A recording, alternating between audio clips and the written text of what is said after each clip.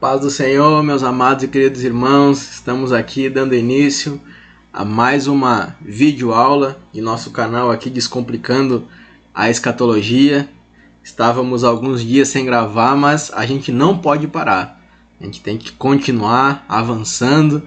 Somos chamados para a batalha, somos soldados de Cristo, e aquele que colocou a mão no arado não pode olhar para trás.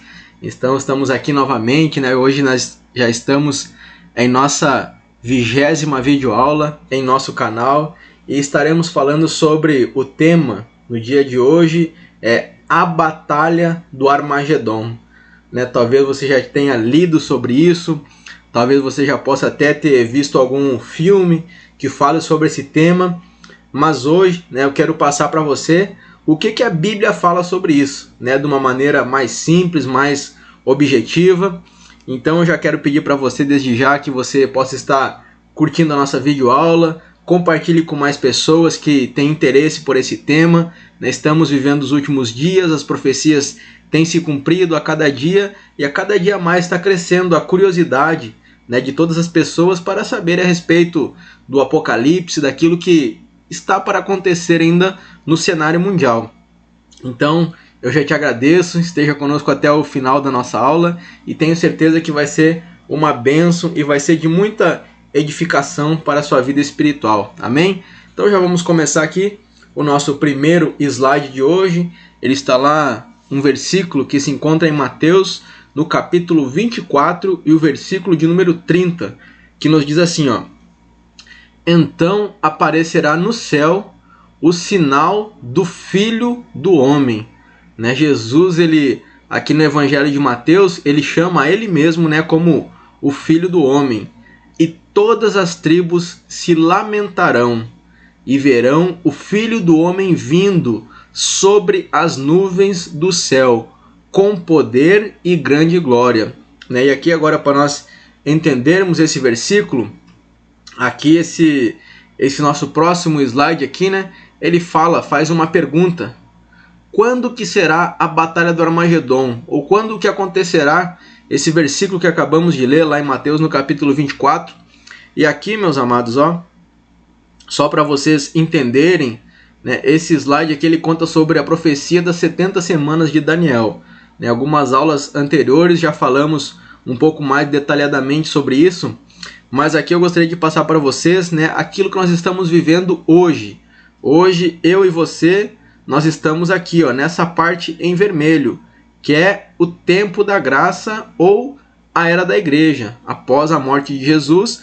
Então é isso que nós estamos vivendo. Porém, estamos aqui já nos últimos dias da era da graça. O próximo evento profético que irá acontecer será o arrebatamento da igreja, que acontecerá aqui, o arrebatamento da igreja. Após a igreja ser arrebatada, vai começar aqui na terra essa parte verde aqui, que se chama a grande tribulação. Durante a grande tribulação acontecerão os juízos do Apocalipse, tanto os 7 selos quanto as 7 trombetas e as 7 taças, eles estarão acontecendo aqui durante a grande tribulação. A igreja, após ser arrebatada, ela passa pelo tribunal de Cristo e pelas bodas do Cordeiro. E aqui no final da grande tribulação, nós vamos ver mais para frente, que o anticristo ele vai já ter juntado os exércitos do mundo inteiro para destruir o povo de Israel. E nesse momento então, quando ele já está acampado ao redor de Jerusalém, ao redor de Israel para destruir o povo de Israel, que acontece a segunda vinda de Jesus. Então aqui tem uma diferença. Da primeira vinda de Jesus vai ser no momento do arrebatamento da igreja, e vai acontecer aqui. E a segunda vinda de Jesus vai ser no final da grande tribulação. E para nós entendermos, tem uma diferença, quando falamos sobre arrebatamento e quando falamos sobre a segunda vinda. E aqui eu passei para vocês aqui, esse quadrinho que ele fala sobre a diferença. A primeira coisa, aqui em Mateus 24:36, o arrebatamento ele será em segredo. Apenas a igreja verdadeira é a que vai escutar ali as trombetas e será arrebatada, mas será em segredo, não é para o mundo inteiro. Porém, a segunda vinda de Jesus será pública, todo olho verá quando ele vier. o arrebatamento, Cristo vem para a igreja, né, para nós, e na segunda vinda, Cristo vem com a igreja. Então, após o tribunal de Cristo, após as bodas do Cordeiro, Jesus Cristo, né, ele vem juntamente com a igreja para a batalha do Armagedon. O arrebatamento aqui, ele acontece antes da grande tribulação, né? Então isso é um princípio, né, que Deus tem desde lá do começo da humanidade. Nós podemos ver esse princípio que Deus tem de livrar o seu povo, né, quando ele traz um juízo. Aconteceu assim com Noé, né, quando Deus foi trazer o dilúvio, né, Deus poupou Noé juntamente da sua família. Após eles entrarem na arca, aí que Deus trouxe o dilúvio. Nós vemos lá em Sodoma e Gomorra da mesma maneira, quando Deus ele foi destruir a cidade de Sodoma e Gomorra, primeiramente ele tirou, né, da cidade ele, Ló, sua esposa, os seus filhos, e após isso então que Deus destruiu a cidade de Sodoma e Gomorra. E da mesma forma vai acontecer, né? Apocalipse no capítulo 3, no versículo 10, nos fala, né, ele é uma carta à igreja de Filadélfia, mas também é aplicada para nossos dias. Ele fala: e porque guardaste a palavra, né, porque guardaste a palavra, eu também te guardarei da hora da provação que há de vir sobre o mundo inteiro.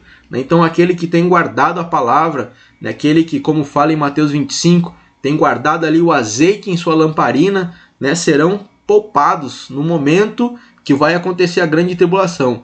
Então é antes da grande tribulação que acontece o arrebatamento da igreja. É um arrebatamento pré-tribulacionista. Algumas outras doutrinas e denominações acreditam no arrebatamento mesotribulacionista, que aconteceria no meio da grande tribulação, e também algumas outras acreditam no arrebatamento pós-tribulacionista, que seria após a grande tribulação. Mas nós, da Assembleia de Deus, acreditamos no arrebatamento pré-tribulacionista, antes da grande tribulação. Então é antes da grande tribulação, o arrebatamento. Agora a segunda vinda, junto com a igreja, aí sim, essa é após a grande tribulação. O arrebatamento, Jesus ele vem nos ares, né? Ele não vai descer até a terra, como vai acontecer lá na segunda vinda, que nós vamos ver, de acordo com Zacarias, né? Que ele pisa no Monte das Oliveiras. O Monte das Oliveiras ele é fendido pelo meio. No arrebatamento, os santos o verão, né? Aqueles que guardaram a pureza, que guardaram a santidade, que estão separados do mundo, né? Que vivem uma vida condizente com a palavra do Senhor, eles se verão.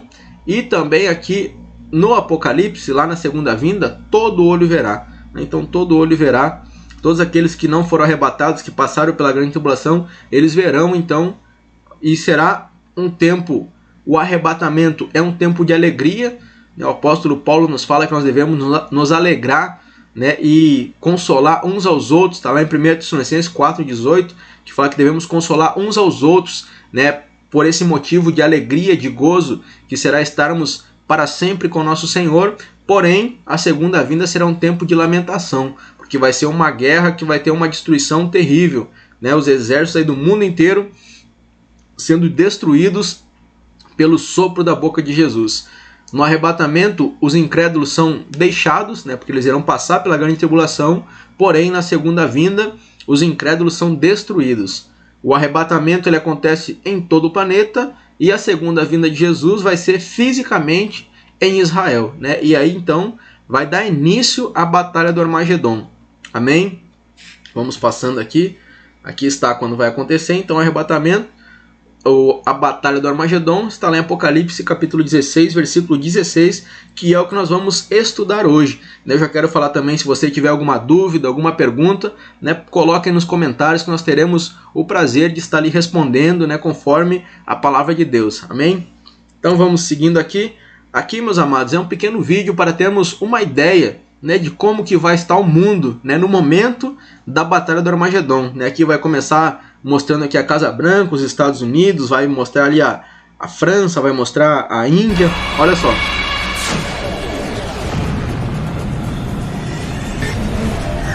Torre Eiffel, Índia. Uma destruição total, né? O mundo vai estar passando por um abalo total em todas as suas estruturas, né? Tudo vai estar... É um mundo apocalíptico, né?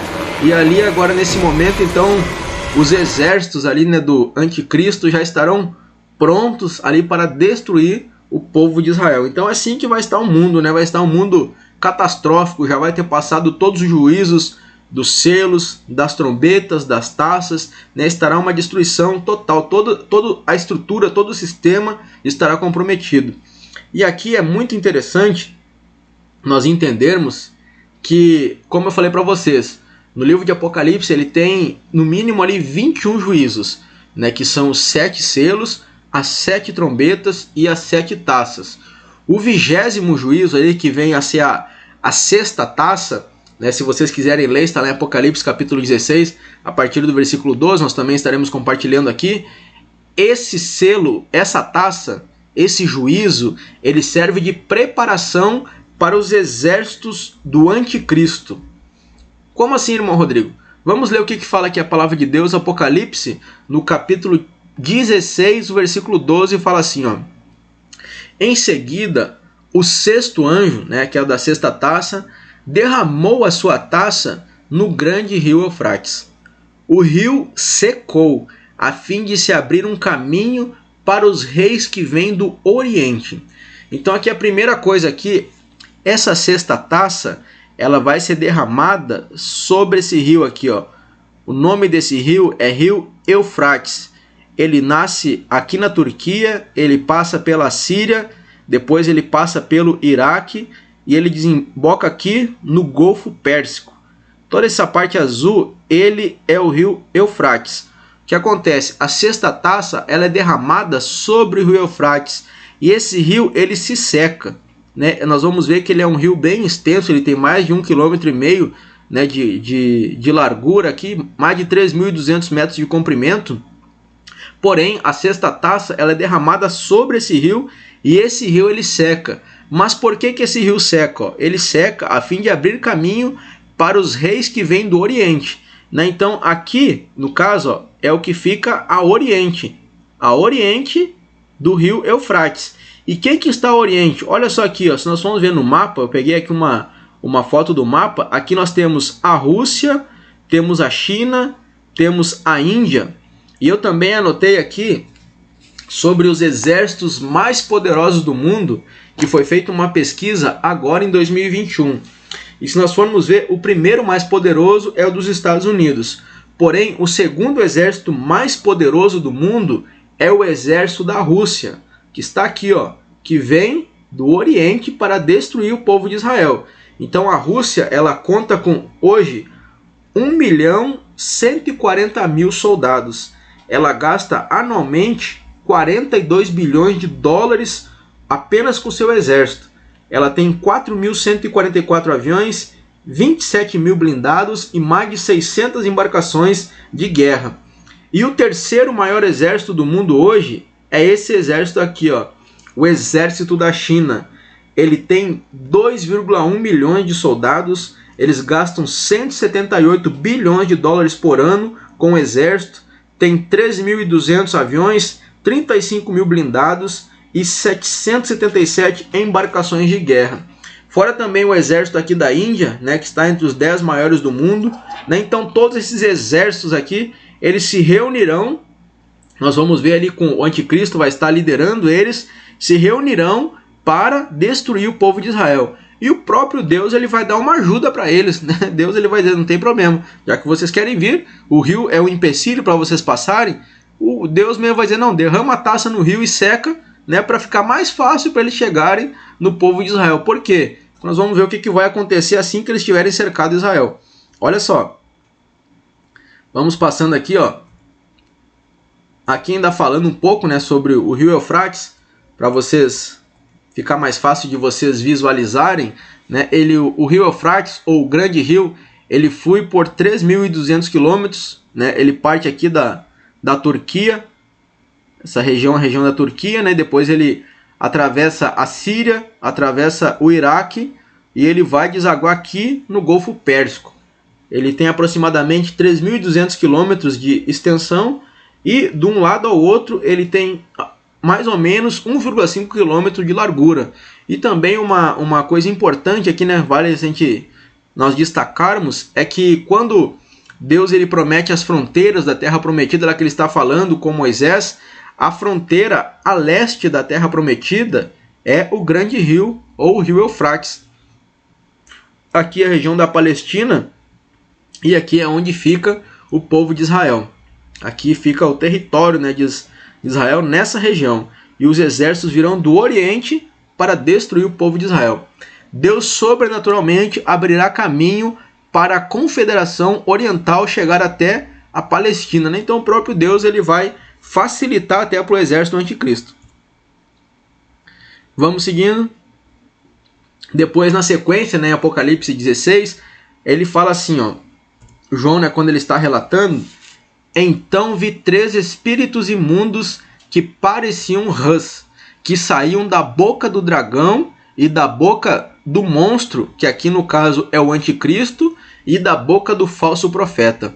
Né, uma coisa que também que nos chama a atenção aqui, ó, é se nós formos ver, aqui é a trindade satânica que está agindo.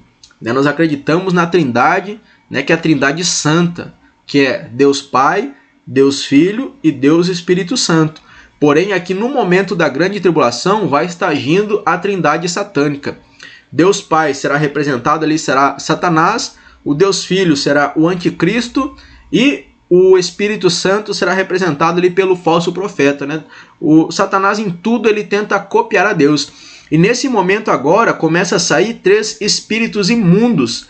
E o que esses espíritos imundos, né, que vai sair da boca ali do dragão, do falso profeta, do anticristo, que são semelhantes a rãs, o que esses espíritos imundos eles vão fazer? Olha só, lá em 2 Tessalonicenses, no capítulo 2, versículo 10, o apóstolo Paulo nos responde o que eles vão fazer. Ó.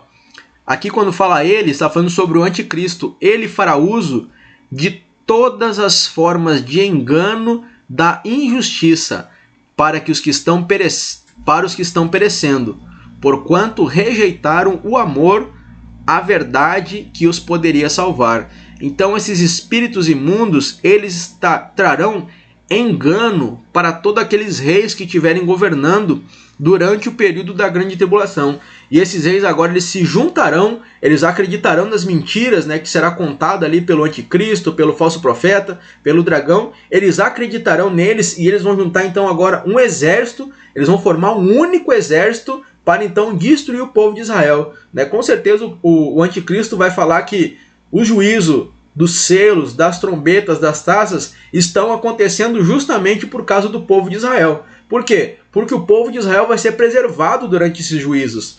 Né? Assim como aconteceu, nós vemos lá, durante as 10 pragas no Egito, né? Quando aconteceu a praga da morte dos primogênitos, né? Todo aquele lugar onde estava a casa, ali tinha o sangue do cordeiro, aquela casa foi protegida. Porém, os egípcios todos eles sofreram, né, com aquilo. E aconteceu que o faraó ele se revoltou. E ele junta o exército, semelhante ao que o anticristo vai fazer, ele junta o exército e vai atrás do povo de Israel. Naquele momento, Deus abriu o Mar Vermelho, o povo de Israel passou e Deus fechou o Mar Vermelho. Nesse momento, agora, então, o anticristo ele vai juntar os exércitos do mundo todo ali, assim como foi Faraó, e vai perseguir o povo de Israel. A Deus vai abrir, só que agora não vai ser o Mar Vermelho. Ele vai abrir, então, o Rio Eufrates para que os exércitos passem e quando eles chegarem, então, lá que eles estiverem já acampados ao redor de Israel, prontos para destruir o povo de Israel, então Deus, né, o Senhor Jesus, e eu e você, a igreja, viemos juntamente com Jesus, né, viremos nos ares ali, e Jesus Cristo ele vai destruir, nesse momento, os exércitos do anticristo. E nós vamos ver o que vai acontecer nesse momento. Vamos passando aqui. Aqui agora ele explica, né, quem que são essas 3 rãs. Ó, eles são os espíritos maus que fazem milagres, né? A gente tem que ter muito cuidado porque a Bíblia fala que Satanás ele se disfarça até mesmo em anjo de luz, né? E nesse momento aqui eles vão estar operando milagres, né? Muitos sinais e estarão enganando as pessoas através desses milagres.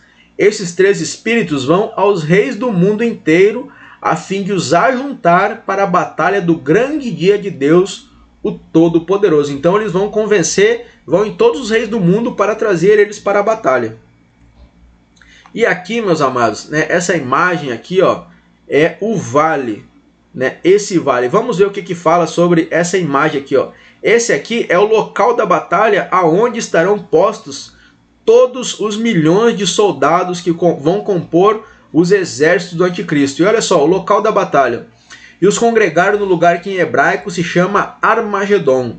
Está lá em Apocalipse capítulo 16, versículo 16. E aí o significado da palavra. Armagedon significa, vem do radical arme, que significa monte, e Megido, ou seja, Monte Megido. Ele é um amplo vale perto do Mediterrâneo, também é chamado de Vale de Megido, conforme Zacarias capítulo 12 e o versículo 11, ou ainda também é chamado de Vale de Josafá ou Vale da Decisão, né? Porque foi nesse vale também que os exércitos ali entraram em guerra, né, contra Josafá. Está lá a batalha em 2 Crônicas capítulo de número 20, aconteceu nesse vale. Então nesse grande vale é onde aconteceram várias guerras bíblicas, é no Vale de Josafá. E também é nesse local que vai acontecer a Batalha do Armagedon, essa grande planície aqui que se encontra lá em Israel. Agora aqui nós vamos passar um pouco para a parte profética, né? Os irmãos conhecem Ezequiel capítulo 37. E como eu falei para vocês, o anticristo, assim como Hitler, assim como Faraó, assim como Herodes, né, sempre eles quiseram o quê? Sempre quiseram destruir o povo de Israel. Porque o povo de Israel é o povo da promessa, né? Tem muitas promessas. As promessas de milênio, do milênio, todas vão se cumprir neles. E Satanás sempre ele quis destruir o povo de Israel. Porém, Deus sempre protegeu o seu povo. E olha só o que fala, ó. Jesus virá para livrar Israel do extermínio. E aqui, né, um dado histórico, né, Israel ele foi criado no ano de 1948. Né, de 3 a 13 de maio de 1948, a Organização das Nações Unidas, né, que é a ONU, ela emprestou aviões para o mundo inteiro onde tinham judeus para trazer eles das nações que eles estavam para Israel, para então formar novamente o Estado soberano de Israel. E no dia 14 de maio de 1948, né, foi o dia então que foi criado ali novamente o território, a nação, né, como Estado soberano democrático no Oriente Médio, que é a nação de Israel.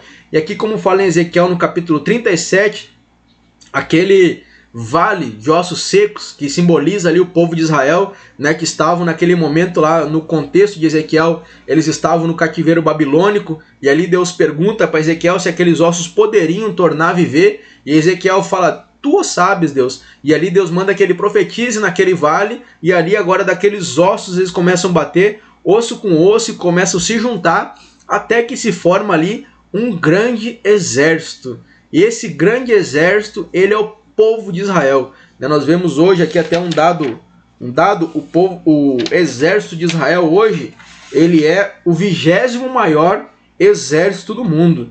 E também o soldado de Israel,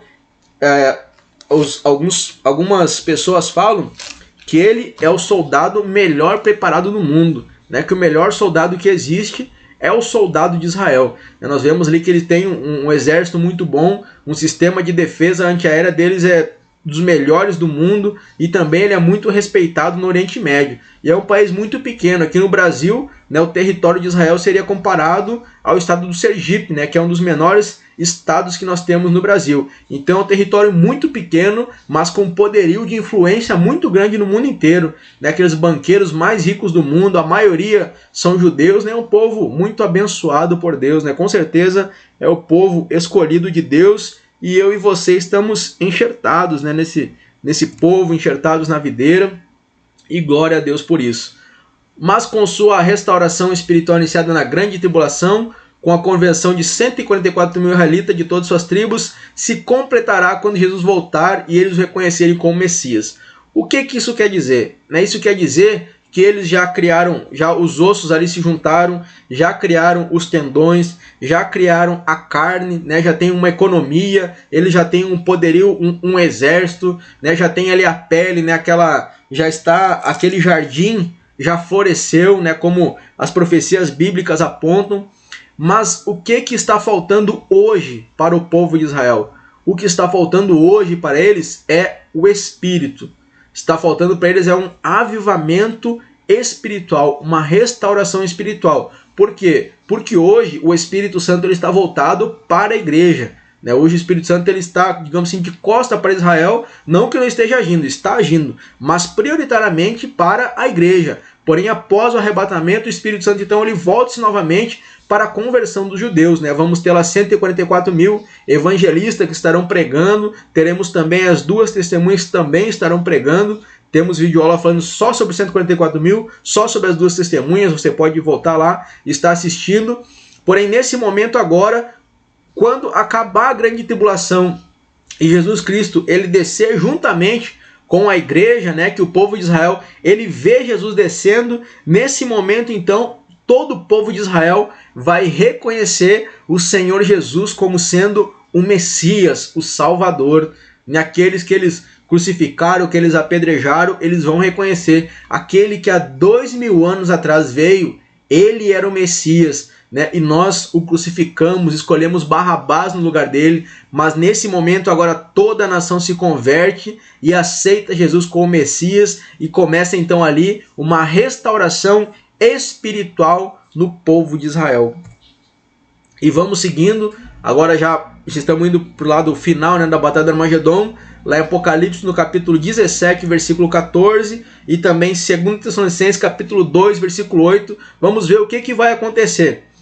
Durante a Batalha do Armagedon, olha só, pelejarão eles contra o Cordeiro. Eles quem? O exército do anticristo. Vão pelejar contra o Cordeiro. E o Cordeiro os vencerá. Com certeza, o nosso Deus, ele nunca perdeu uma batalha e nunca irá perder. Nós temos, ele é chamado de o Senhor dos Exércitos, o Rei dos Reis. E aqui está uma figura de Jesus vindo em seu cavalo, como ele é demonstrado em Apocalipse. O Cordeiro os vencerá, pois é Senhor dos senhores e Rei dos reis. Vencerão também os chamados eleitos fiéis que se acham com ele. Quem que são os eleitos fiéis que se acham com ele? A igreja. Porque no momento da Batalha do Armagedon, a igreja estará junto com Jesus Cristo. E aqui agora Tessalonicenses, no capítulo 2, versículo 8, fala como que vai ser essa guerra. E a guerra vai ser muito simples. Porque Jesus ele não vai querer ficar lá, não, mata um pouquinho aqui, mata um guerreirinho ali, não. O negócio com Jesus ele não tem muita frescura como a gente fala, o negócio é rápido mesmo. Olha só, então será revelado o perverso, a quem o Senhor Jesus matará com o sopro de sua boca e destruirá pela manifestação da sua vinda. A gente viu aqui os soldados ali, milhões de soldados gastando bilhões por ano, aviões, blindados, embarcações. Sabe o que Jesus precisa para destruir todos esses exércitos do mundo?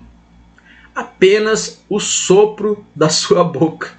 Olha só, e muita gente fica preocupado com aquilo que está acontecendo no mundo à nossa volta. Meu irmão, fique tranquilo. Tudo que está acontecendo está no controle de Deus. Ele nunca perdeu o controle e nunca irá perder. Tudo aquilo que vai acontecer já está escrito. Essa batalha Jesus vai vencer apenas com o sopro da sua boca. Ele soprou e acabou. Não precisa nem de muita coisa, não vai ser nem com a espada, não, é só soprar. Apenas um sopro e acaba com tudo. Olha o poder que o Deus que eu sirvo e que você serve tem. E vamos seguindo aqui. Apocalipse agora, capítulo de número 19, o versículo 14 até o versículo 16. Nós vamos ver que esse versículo também é muito interessante. Eu vou pegar aqui minha Bíblia para ficar mais fácil de nós entendermos. Olha só, Apocalipse 19, 14 diz assim: E seguiram-no os exércitos que há no céu, montando cavalos brancos com vestidura de linho finíssimo, branco e puro. Quem que são os exércitos que há no céu que estão trajados com vestidura de linho finíssimo, branco e puro? Nesse momento aí, olha só, Apocalipse 19, o 7 e o 8 fala assim, Pois chegou a hora do casamento do Cordeiro, e a sua noiva já se aprontou. Para vestir-se foi-lhe dado linho fino, vestidura de linho fino, brilhante e puro, que são os atos de justiça do santo. O linho fino são os atos de justiça do santo. Aqui essa passagem que eu li para vocês, Apocalipse 19, está falando sobre as bodas do Cordeiro, que será o casamento da noiva, que é a igreja, com o noivo, que é Jesus Cristo. E nesse momento do casamento, então, a igreja ganha isso, ó, as vestiduras de linho fino, branco e puro. E quem são esses? Somos eu e você, que estaremos juntamente com Jesus, compondo o exército que há no céu. Então eu e você, nós fomos chamados para a batalha, fomos chamados para a guerra, nós somos soldados de Cristo e não podemos desistir de maneira nenhuma, temos que avançar. Por quê? Porque a igreja avança triunfante e a palavra do Senhor nos fala que as portas do inferno não prevalecerão contra a igreja. Então continue firme nessa batalha e não desista de maneira nenhuma. Sai da sua boca uma espada afiada, para com ela ferir as nações, e ele mesmo as regerá com cetro de ferro, e pessoalmente pisa o lagar do vinho do furor da ira de Deus Todo-Poderoso. Tem no seu manto e na sua coxa um nome escrito: Rei dos Reis e Senhor dos Senhores. Maravilha, glória seja dada ao nome do Senhor. E agora aqui em Apocalipse, no capítulo 19, do versículo 19 ao 17, está falando o que vai acontecer agora, um anjo está falando, ó. E vi um anjo posto em pé no sol, e clamou com grande voz falando a todas as aves que voam pelo meio do céu: Vinde, reuni-vos para a grande ceia de Deus. Agora aparece um anjo no cenário ali, né, como João viu, e começa a chamar todos aqueles animais que são as aves de rapina, né, os abutres, os urubus, todos aqueles animais que se alimentam de carniça, de carne. E ele chama todos aqueles animais para a ceia do grande Deus, né, porque vai ser terrível, né, aquele exército de milhões de pessoas que estarão lá, que vão ser mortos pelo sopro da boca de Jesus. E aqui fala, ó, para que comais carne de reis, carne de comandantes, carne de poderosos, carnes de cavalos e seus cavaleiros, carne de todos, quer livres, quer escravos, tanto pequenos como grandes. Então todos aqueles que se revoltarem contra o povo de Israel, contra o Cordeiro, né, eles serão destruídos, e ali os animais, agora as aves do céu, elas foram chamadas, né, para comerem todas aquelas carnes que ficarão ali expostas. E aqui fala: e vi a besta e os reis da terra com os seus exércitos congregados para pelejarem contra aquele que estava montado no cavalo e contra o seu exército, né? Então aqui, de um lado, o anticristo e seu exército terreno, e do outro lado, Jesus Cristo e o seu exército celestial, que seremos eu e você. E como já falei, essa batalha vai ser muito simples. Apenas o sopro da boca de Jesus e já a guerra nem vai começar, já vai ter acabado.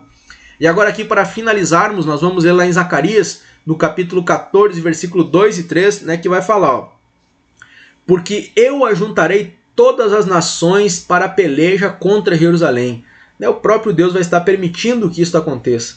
E a cidade será tomada, e as casas serão saqueadas, e as mulheres forçadas, e metade da cidade sairá para cativeiro. Mas o restante do povo não será extirpado da cidade. E o versículo de número 3. E o Senhor sairá e pelejará contra essas nações, como pelejou, sim, no dia da batalha. Então aqui estará o anticristo, né, juntando todos os exércitos do mundo inteiro para virem a peleja contra Jerusalém, né, contra o povo de Deus. E ele vai estar comandando, né, para eles irem para tomarem a cidade. E agora aqui, nosso encerramento da aula de hoje, Zacarias capítulo 14, versículo 4, fala assim: e naquele dia estarão os seus pés, né, os pés de Jesus, sobre o Monte das Oliveiras, né, o monte, um daqueles montes que rodeiam a cidade de Jerusalém, é o Monte das Oliveiras, onde Jesus ele foi, né, para algum momento de oração, para transfiguração, né, aquele monte ali que nós vemos na Bíblia, ele é bem falado no Novo Testamento, que está de frente a Jerusalém para o Oriente.